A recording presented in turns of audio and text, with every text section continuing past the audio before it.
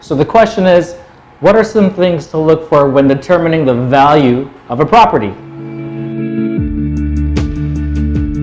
Hey, what's up guys? It's Calvin, your social realtor.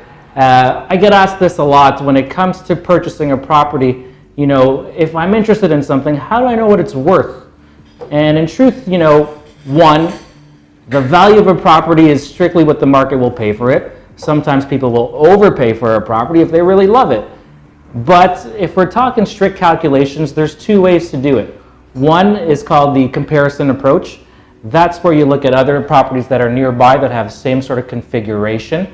What did they sell for? And if they're exactly the same, then that's a direct comparable. But if it's not, then you know you factor things like if this one has an additional bedroom, how much is that bedroom worth? And based on that last sale price, you plus or minus to get what your estimated value for the next property is, or the property that you're looking for. That's the comparison approach. The other approach that you look at is, you know, what would it cost me? I believe it's called the cost approach. What would it cost me to create this property? So let's say everything was from scratch. I had to build this property, or let's say we have a comparable, it's fantastic. This one's not so great, but we need to do some work to get it to that point. How much work would it cost? How much would that dollar value be to get it to there? And, you know, it has to do with understanding about construction, what material costs are. That's something that your realtor or your realtor's connections should probably have for you. And you can determine, based on the cost approach, what the value currently is.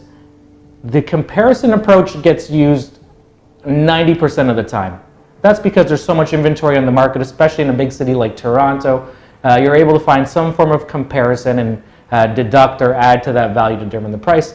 10% of the time when it comes to building a home or a new build, for instance, there may not be comparables around, so you really got to use the cost approach and see what the value is for that property.